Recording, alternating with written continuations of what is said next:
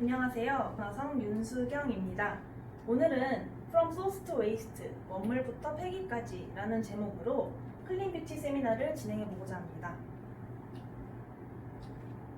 목차를 살펴보시면 먼저 클린뷰티의 트렌드를 살펴본 다음에 클린뷰티에 대해서 정의를 내려볼 건데요. 그러고 나서 클린뷰티에 어떤 개념들이 있는지 살펴보고 마지막으로 저희 고원화성에서 클린뷰티와 관련된 어떤 원료들을 취급하고 있는지 살펴본 다음에 마무리하도록 하겠습니다. 우선 글로벌 시장조사 기관인 민텔에서도 2020년 마켓 트렌드 중 하나로 클린뷰티를 꼽았는데요. 그만큼 더 이상 소비자들에게 클린뷰티는 새로운 개념이 아니고 소비자들에게 클린뷰티는 이제 가까운 개념이고 소비에 반영이 되는 개념이라고 보실 수 있겠습니다. 또한 새로운 소비 세대로 떠오르고 있는 Z세대 많이 들어보셨을 거예요. 이 Z세대의 특징 중 하나가 제품을 살 때 더 이상 가격이라든지 브랜드를 고려하는 것이 아니라 내가 이 물건 하나를 사는 이 소비 행위를 통해서 발생할 수 있는 여러 가지 사회적인 영향, 환경적인 영향을 종합적으로 고려해서 소비를 진행한다는 특징을 가지고 있습니다. 이만큼 클린뷰티는 이제 소비자들에게 굉장히 중요한 개념, 하나의 트렌드가 되었다고 볼 수 있습니다. 클린뷰티의 개념을 자신들의 마케팅 요소로 활용하고 있는 브랜드들이 벌써 몇 개 있는데요. 살펴보시면 먼저 닥터브로노스 같은 경우에는 자신들이 가지고 받은 여러 가지 클린뷰티와 관련된 인증 마크들을 그 제품 라벨에 하나하나 다 넣어 놓으면서 자신들은 이렇게 클린뷰티를 지향하고 있다라는 걸 마케팅으로 활용하고 있는 걸 볼 수 있죠. 다음으로 아래 보이는 이 메소드 같은 경우에는 이제 세정제로 유명한 업체인데요. 여기 같은 경우에는 아무래도 세정제다 보니까 어게인스트 더티라는 것을 자신들의 슬로건으로 내세우면서 동시에 클린뷰티를 자신들의 브랜드 가치로 삼고 있습니다. 이 오른쪽에 보이시는 더바디샵이라든지 러쉬 같은 경우에는 이 줄처럼 여러 가지 클린뷰티에 관련된 것뿐만 아니고 이를 사회적으로 알리는 운동까지 하고 있는 브랜드들인데요. 한 번씩 기사를 통해서 광화문이라든지 시청 앞에서 클린뷰티와 관련된 여러 가지 퍼포먼스라든지 캠페인을 벌이시는 걸 본 적이 있으실 거예요. 그런 식으로 클린뷰티를 하나의 브랜드 가치로 삼고 자신들의 이런 브랜드 가치로 삼아서 클린뷰티를 알리는 데 앞장서는 브랜드들도 있습니다. 다음으로 보시면 이 세포라 같은 경우에는 앞에서 보신 브랜드들과는 약간 차이점이 있죠. 앞에는 브랜드라고 한다면 세포라 같은 경우에는 유통망이잖아요. 유통망은 브랜드보다 소비자에게 한 단계 더 앞에 가까운 곳에 있는 곳이기 때문에 좀 더 의미가 있습니다. 소비자들에게 더 가까운 쪽에서도 클린뷰티를 이제 지향하고 있다는 것은 소비자에게 클린뷰티가 더 이상 생소하거나 어려운 개념이 아니라는 걸 의미하기 때문이죠. 세포라 같은 경우에는 클린의 세포라라고 하는 이 캠페인을 통해서 클린뷰티를 하고 있는데요. 이 클린의 세포라 캠페인은 어떤 것이냐면 자신들이 취급하고 있는 모든 화장품에서 1번부터 54번까지 이 54가지 원료를 전부 다 배제하겠다라는 원료에 관련된 클린뷰티를 진행하고 있습니다. 그럼 이제 클린뷰티에 대해 정의를 내려볼 건데요. 클린뷰티는 아직까지 그렇게 명확한 정의가 사전을 찾아도 나오지 않고 명확한 정의가 내려져 있는 개념은 아니에요. 그렇기 때문에 사람마다 업체마다 클린뷰티에 대해서 정의를 내는 것이 좀 다양한데요. 오늘 이 시간에는 클린뷰티를 이렇게 정의하고 시작하도록 하겠습니다. 클린뷰티라는 것은 원물부터 제조되어서 폐기되는 이 모든 과정에 걸쳐서 사람, 동물, 해양생물, 지구 모든 것에 대해 해롭지 않는, 해를 끼치지 않는 화장품을 의미한다라고 하고서 이번 클린뷰티 세미나를 진행하도록 하겠습니다. 클린뷰티와 관련된 개념들을 한 7가지 정도 저희가 가져와 봤는데요. 맨 위에 보이시는 이 EWG 등급 같은 경우에는 가장 많이 알고 계실 거라고 생각합니다. EWG 등급은 원료 단계에서 사람에게 안전한가 안전하지 않은가를 나타내는 안전 등급 지표라고 보시면 되고요. 비건 같은 경우에는 이제 원료 단계에서 동물을 얼마나 배제하고 있느냐에 대한 지표라고 보시면 될 것 같습니다. 세 번째로 이 페어트레이드 같은 경우에는 원료를 생산하는 과정에 있어서 그 생산하는 노동자들의 인권과 권익을 얼마나 보호하고 존중하느냐에 대한 부분이고요.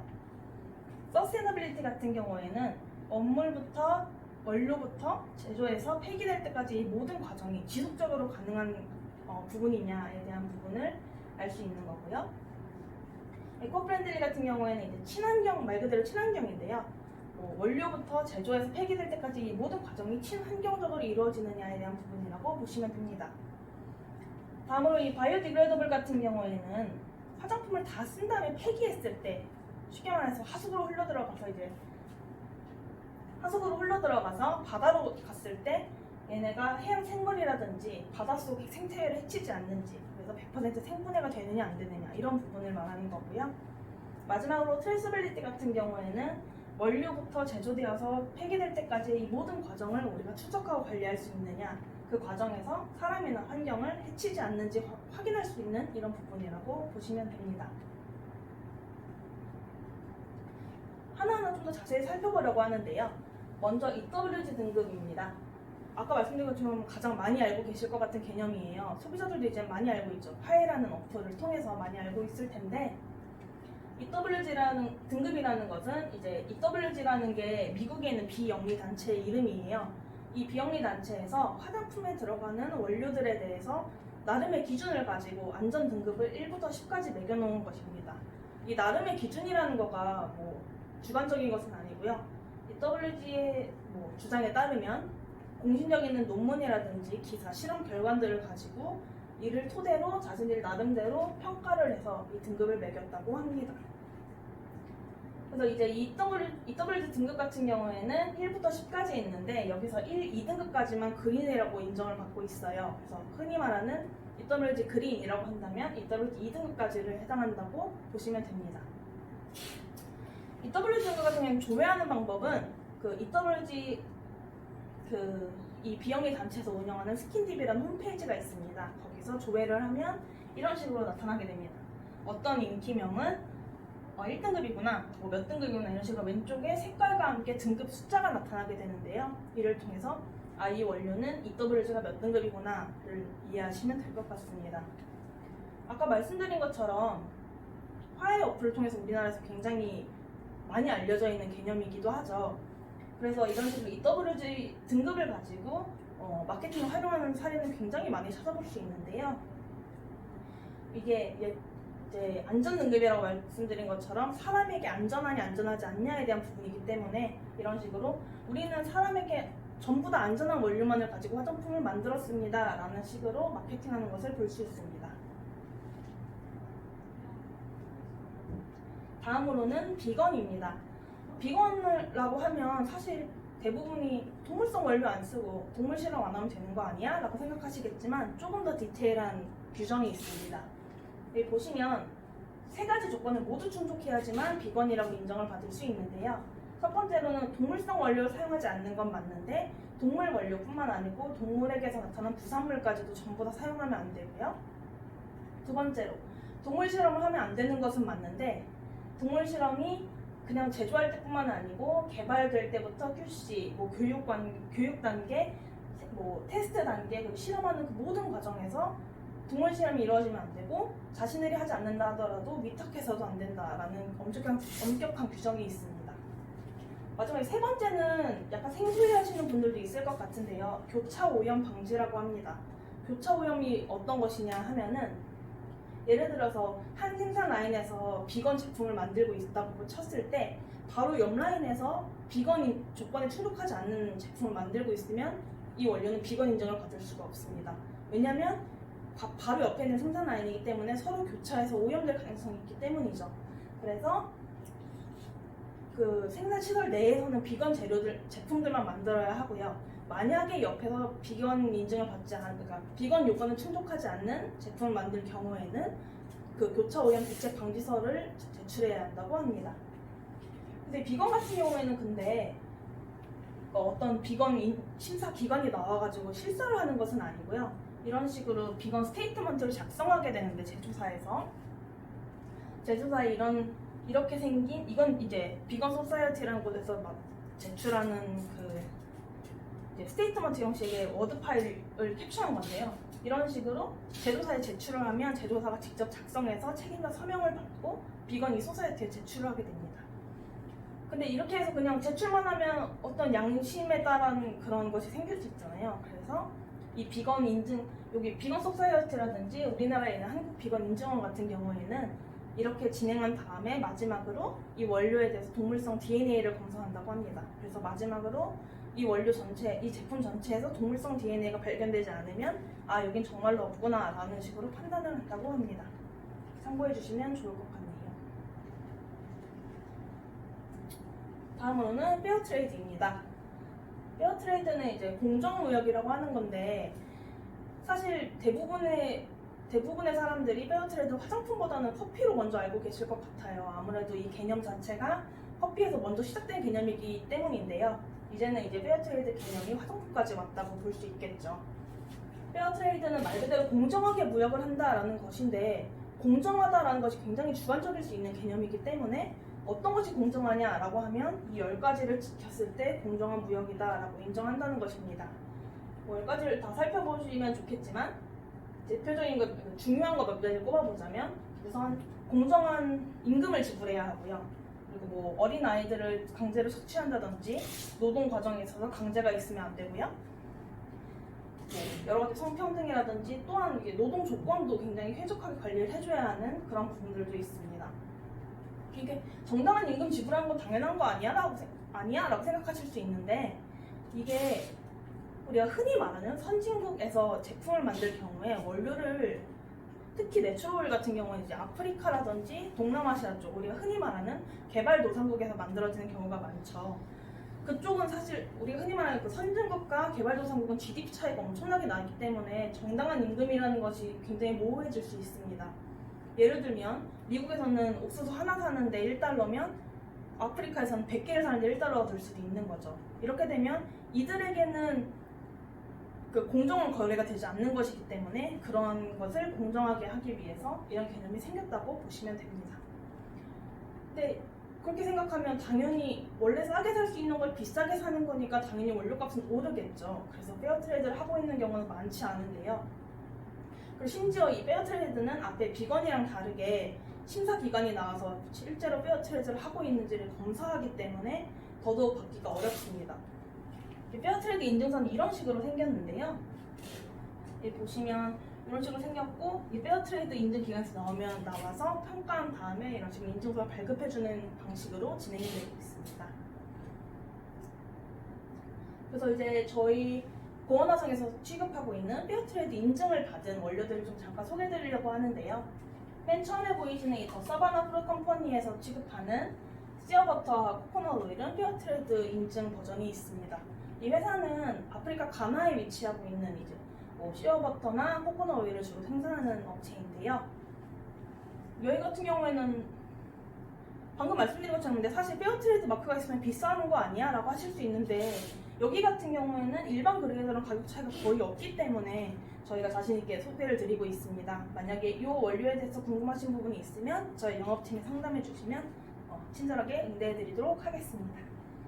또 이 미국의 코스터 큐닝 같은 경우에는 이제 미국의 왁스 회사인데요. 여기 같은 경우에는 비즈왁스의 경우에 페어트레이드 버전을 가지고 있습니다.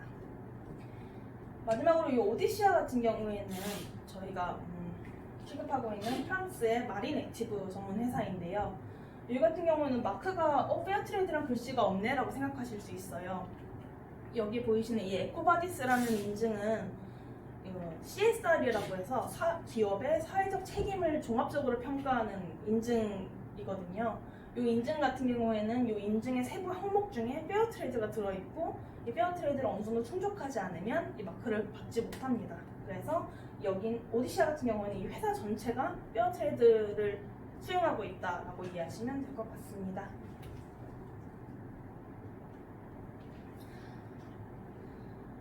다음으로는 서스테너빌리티인데요. 이거 같은 경우에는 이걸 개념을 설명드리자면 어떤 제품을 생산하는 데 있어서 경제적으로도 환경적으로도 그리고 사회적으로도 이것이 지속적으로 가능하냐에 대한 부분인데요. 이게 이렇게 말하면 이게 어떤 개념이지? 쉽게 와닿지 않으실 것 같아요. 그래서 쉽게 이해할 수 있는 예시로 들자면 가장 대표적인 것이 RSPO입니다. 이 RSPO는 가장 많이 알고 계실 것 같아요. 아무래도 화장품에는 팜오일이 들어가는 원료가 많기 때문인데요. 이 RSPO 같은 경우에는 이제 팜오일에 대한 이거 팜오일이 얼마나 지속 가능하냐에 대한 부분인데 이게 굳이 팜오일에 대해서 또 따로 이렇게 인증이 생긴 데에 대한 약간 배경이 있습니다. 팜오일 같은 경우에는 이제 산업화가 진행이 되면서 급속도로 팜오일은 사실 화장품에도 많이 쓰이지만 식품에 정말 많이 쓰이고 있거든요. 그래서 수요가 전 세계적으로 급증하다 보니까 팜을 주로 생산하는 동남아, 뭐 특히 말레이시아 이런 지역에서 돈을 많이 벌고 싶은 일부 악덕 업주들이 산이나 숲에 무분별하게 불을 지르면서 막 무분별하게 팜을 심으면서 환경도 파괴하고 거기 살고 있던 사람들이라든지 이런 여러 가지 사회 환경을 전부 다 파괴하면서 약간 부당하게 이익을 취한 과거에 그 일이 있었다고 합니다. 그래서 이런 걸 방지해야겠다 이렇게 해서는 팜이 더 이상 지속 가능하지 않겠다라고 판단을 하는 일부 사람들이 모여서 만든 것이 이 RSPO 인증이라고 합니다. 그래서 이제 이 팜오일가 이제 그런 식으로 불 지르거나 이런 식으로 무분별하게 심은 것이 아니고 지속 가능한 방법으로만 생산하는 팜오일에 대해서 인증이 되는 것이 RSPO 인증인데요. 인증서는 이런 식으로 생겼고요. 그래서 근데 이거 같은 경우에는 한 번씩 이제 좀 헷갈리시는 분들이 있는 것 같아서 미리 당부의 말씀을 드리자면 방금 말씀드린 것처럼 RSPO는 팜오일에 대한 것이기 때문에 팜오일이 들어가지 않는 원료에 대해서는 아예 해당 사항이 없습니다. 미인증이 아니고 해당 사항이 없는 건데 한 번씩 팜오일 안 들어간 원료에 대해서 RSPO가 그럼 안 되나요? 라고 물어보시는 분들이 있더라고요. 그 부분은 해당 없음이구나 라고 이해해 주시면 좋을 것 같습니다. 다음으로 아래 보이시는 건 이제 업사이클링이라는 건데요. 이 업사이클링은 어떤 거라고 설명을 드리면 되냐면 어떤 제품 A라는 제품을 만들다 보면 반드시 부수적으로 생길 수밖에 없는 부산물, 쉽게 말하면 뭐 폐기물 같은 것이 생길 수가 있겠죠. 얘는 그러면 이 A를 만들기 위해서 만들어진 것이기 때문에 어쩔 수 없이 그냥 버리면 쓰레기가 되겠지만 얘를 재활용해서 재사용해서 새로운 제품으로 B라는 제품으로 재탄생을 시킨다면 이거는 이제 쓰레기를 재활용한 것이기 때문에 이제 하나의 업사이클링이라고 될 수 있는 거죠. 그러니까 A라는 제품을 만들 때 반드시 생기는 B라는 게 있을 때 얘를 제품으로 만든다면 A를 만들 때마다 B는 계속 나올 수 있고 이 둘은 그러니까 지속 가능한 관계가 되는 것이죠. 그래서 업사이클링도 하나의 서스테너빌리티가 된다고 볼 수 있습니다. 이 부분은 별도 인증이 있진 않고요. 제조사에서 우리는 이 B라는 원료를 사실은 A를 만들 때 만드는 부산물을 재활용한 거야 이런 식으로 스토리를 가지고 있으면 여기에 해당된다고 볼 수 있습니다. 저희 이제 RSPO 인증을 받은 저희가 취급하고 있는 원료들을 좀 소개해드리려고 하는데요. 보면 아까 그 오디시 같은 경우 원료 되게 많았는데 2개밖에 없네 라고 하실 수 있는데 방금 말씀드린 것처럼 팜오일이 포함된 원료에 한해서만 RSPO가 있기 때문에 이렇게 된다고 보시면 되고요. 그래서 이제 뭐 오디시아, 케미윤영, 포스트큐네 같은 경우에는 팜오일을 포함하고 있는 모든 원료에 대해서 RSPO 인증을 받고 있다라고 이해해 주시면 좋을 것 같습니다. 다음으로는 친환경입니다. 친환경 하면 사실 환경 친화적이다 하면 너무 광범위하고 어디까지가 환경 친화적인 건가 좀 막연하실 수 있을 것 같아서 가장 대표적인 예를 가져온 것이 유기농입니다. 유기농 인증에는 크게 3가지가 있는데요. 코스모스, USDA, 우리나라도 이제 인증이 생겼는데 코스모스 같은 경우는 사실 가장 많이 알고 계실 거예요. 근데 코스모스에 대해서 많이 좀 헷갈려 하시는 분들도 있고 저도 얼마 전까지 계속 헷갈려왔었기 때문에 이번에 좀 명확하게 정의를 드리자면 코스모스라는 것은 유럽의 몇 가지 인증 기관들이 모여가지고 협의체를 만들어서 이러이러한 기준을 통해서 우리는 유기농이라고 인증을 하자라고 만든 국제적인 유기농 인증 기준입니다. 기준의 이름이 코스모스인 것이고요.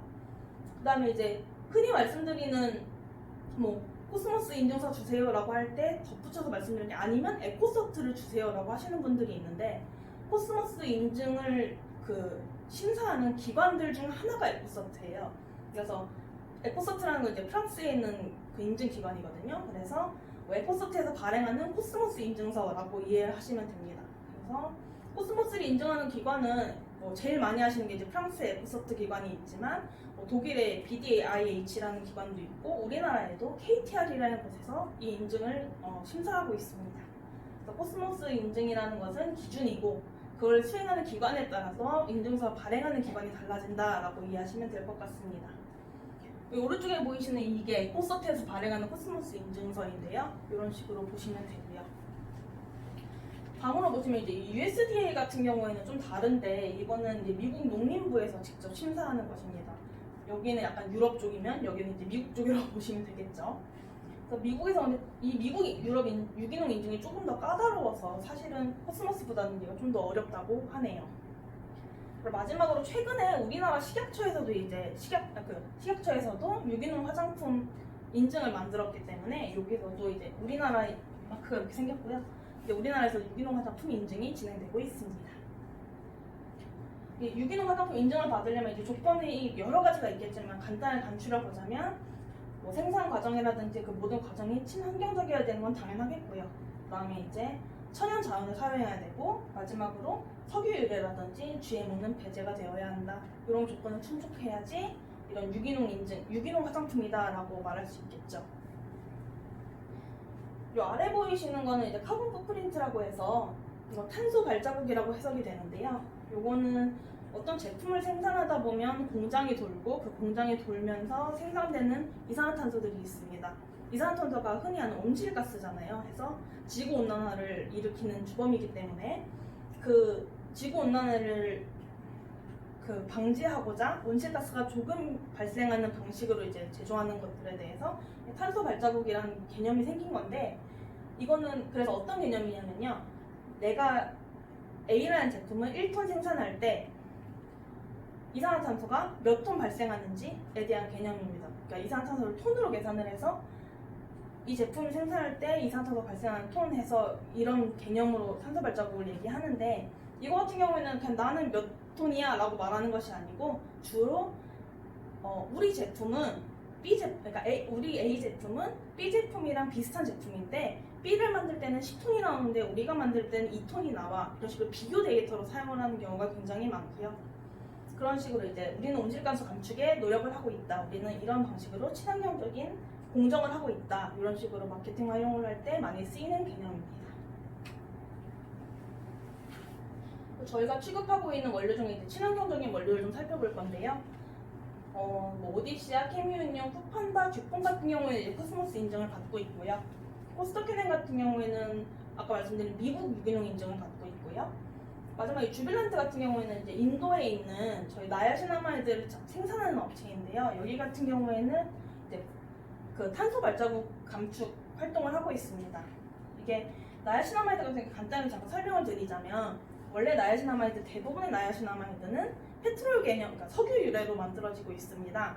석유 유래로 만들어지면 탄소가 많이 발생을 할 텐데 이 주빌란트 같은 경우에는 그 사탕수수에서 시작을 해가지고 그 바이오 에탄올로 만드는 그 나야시나마이드거든요. 그래서 페트롤 대비 탄소 발자국이 적다라고 이해하시면 될 것 같습니다. 이런 식으로 탄소 발자국은 대비되는 그 비교 데이터로 많이 사용되는 개념입니다.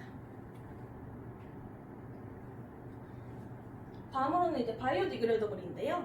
요거는 이제 이게 이슈가 된 것은 사실 얼마 전 좀 됐지만 그때 바다에서 한 낚시꾼이 낚시를 했는데 물고기를 잡아서 배를 갈라보니 뱃속에 미세 플라스틱이 가득했던 그런 사건이 있었죠. 그래서 이제 더 이상 소비자들이 나는 그냥 쉽고 편하게 간편하게 효능 좋으니까 썼던 마이크로비즈들이 바다로 흘러 갔을 때 얘가 분해가 안 되고 생선의 뱃속에 쌓여가지고 결국 내 식탁에 돌 수 있구나 라는 이 위험을 감지하기 시작한 거죠. 그때 이슈가 되어서 이제 이 바이오디그레이더블에 대한 인식이 생기기 시작했는데요. 방금 말씀드린 것처럼 결국 이 바이오디그레이더블이라는 거는 우리가 화장품을 쓰면 결국에 클렌징하고 뭐하고 해서 하수구로 가서 바다로 가게 되잖아요. 그 바다에 갔을 때 얘가 생분해가 되어서 자연 상태로 돌아가느냐 아니면 분해가 되지 않고 쌓여서 물고기라든지 해양 생태계를 파괴하느냐라는 부분이겠죠.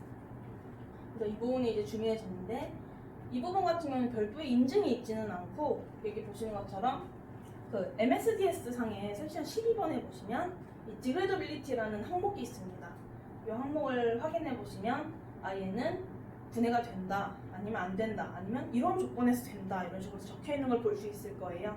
그걸 보시면 얘는 이제 생분해성을 알 수 있고요. 근데 방금 말씀드린 것처럼 얘는 이제 자연으로 돌아갔을 때 어떻게 되냐이기 때문에 대부분의 뭐 내추럴 오일이라든지 뭐 내추럴 추출물 아니면 뭐 버터 이런 것들은 전부 다 100% 생분해가 된다고 볼 수 있겠습니다. 저희가 이제 취급하고 있는 것 중에 이 바이오디그레이더블이 되는 원료들을 좀 찾아봤는데요. MSDS를 이렇게 찾아보면 이런 원료들이 생분해가 된다라고 이해하시면 될 것 같습니다. 마지막으로는 이제 트레이서빌리티라는 개념이 있습니다. 요거 같은 경우는 약간 생소하실 수도 있는데 어떤 원료가 재배 단계부터 제조가 되어서 창고에 들어올 때까지 모든 과정을 제조자가 전부 다 추적하는 걸 말한다고 이해하시면 될 것 같아요. 이게 왜 근데 클린비트랑 관련이 있을까요? 예를 들어서 제가 어떤 나무를 심어서 이 나무의 씨를 통해서 뭐 씨를 추출해서 뭐 씨드 오일을 만들고 싶다고 가정을 해볼게요. 그때 나무를 심었을 때 이 나무를 심은 토양의 상태는 어떤지, 내가 이 나무를 기르는 동안에 농약은 얼마나 줄 건지, 물은 깨끗한 물을 줄 건지, 마실 수 있는 물을 주는지, 아니면 더러운 물을 줄 건지, 이런 여러 가지 생육 환경이라는 것이 있고 또 제조될 때도 마찬가지겠죠. 근데 이 모든 과정을 하나하나 관리하고 감독할 수 있어야 이 원료를, 그러니까 쉽게 말하면 깨끗하고 투명하게 관리를 할 수 있어야지 이 원료에 대해 명확하게 알 수 있고, 좋지 않은 부분, 예를 들면 뭐 농약을 너무 많이 치고 있다 그럼 이 농약을 줄인다든 이런 관리와 개선이 가능하겠죠. 그런 부분을 하나하나 관리할 수 있는 것 또한 클린비트 중 하나라고 볼 수 있겠습니다. 그래서 이제 저희가 취급하고 있는 원료 중에 푸판다라는 회사가 있는데요. 이 푸판다라는 회사는 아프리카에 있는 좀 독특한 여러 가지 그 식물들을 통해서 식물들의 오일을 추출해서 독일의 공장은 독일에 있어 독일에 생산하는 오일 액티브를 생산하는 업체인데요. 여기서 이제 보내준 사진들이에요. 이거 보시면 나무는 이렇게 생겼고 이 나무에서 줄기를 이렇게 따다가 씨를 이렇게 빼고 있죠. 씨를 뺀 다음에 씨를 이렇게 관리해서 뭐 무게를 재고 저렇게 해서 추출하고 어떻게 한다, 이런 모든 과정들을 사진으로 찍고 관리하고 있는 것뿐만 아니고 이 아래 표를 보시면 이 날짜에 담당자, 책임자 이름 적혀 있고 어느 지역에서 얘가 채취를 했고 몇 킬로를 채취했고 그래서 이걸 어떻게 했고 로스는 얼마고 이걸 전부 다 표로 해서 엑셀로 관리를 하고 있다고 합니다. 이런 식으로 모든 과정을 투명하게 관리를 하고 있으면 이것 또한 클린뷰티의 하나라고 볼 수 있겠죠. 지금까지 이렇게 7가지를 살펴보았는데요. 뭐 EWG 그린이라든지 비건 같은 경우에는 워낙에 원료도 다양하고 대부분의 원료들이 뭐 요즘에는 이걸 지키고 있기 때문에 여기는 이제 너무 많아서 생략을 했지만, 뭐 페어트레이드는 이런 회사들이, 그리고 서스테너빌리티 여기부터 뭐 트레이서빌리티까지 이런 다양한 회사들이 이런 클린뷰티들을 지향하고 이런 원료들을 취급하고 있다라고 보시면 될 것 같습니다. 지금까지 클린뷰티에 대해서 쭉 살펴보았는데요. 클린뷰티라는 건 아까 맨 처음에도 말씀드렸다시피 더 이상 소비자들에게 어렵지도 생소하지도 않은 하나의 트렌드가 되어 있습니다. 특히나 요즘에 올리브영에서 일부 매장에다가 클린뷰티 존이라는 걸 만들 정도로 클린뷰티는 이제 하나의 트렌드가 되어버렸는데요. 여기에 또 하나 일조한 것이 최근에 코로나 사태가 터지면서 소비자들이 클린뷰티에 대한 필요성을 더 강하게 느끼고 있습니다. 아마 기억하실 텐데 EWG 등급 같은 경우에도 예전에는 이게 뭐야? 이거 크게 고려 대상이 되지 않았었죠. 근데 지금은 거의 필수적인 요소가 되어버렸죠. 비건도 요즘에 약간 그런 움직임이 보이고 있는데요. 거의 모든 원료에 대해서 비건이 가능하냐, 비건 요건을 충족하고 있느냐에 대해서 물어보시는 분들이 굉장히 많이 늘어나고 있습니다. 이런 식으로 이 클린뷰티에 대한 거의 모든 개념들이 이제는 일시적인 트렌드가 아니고 기본적으로 이제 앞으로 지속될 트렌드라고 생각을 하는데요. 이러한 시점에 있어서 여러분들이 어떤 제품 또는 브랜드 또는 하나의 마케팅 포인트를 찾으실 때 클린뷰티 개념을 가져가신다면 이 시장을 선도하는데 주도적인 역할을 하실 수 있지 않을까 생각합니다. 저희가 취급하고 있는 이런 다양한 클린뷰티와 관련된 원료들이 있는데요. 여기에 대해서 더 궁금하신 점이 있다든지 아니면 클린뷰티와 관련해서 더 궁금하신 점이 있다면 저희 기술영어팀에 문의해 주시면 저희가 성심성의껏 최선을 다해 응대해 드리도록 하겠습니다. 감사합니다.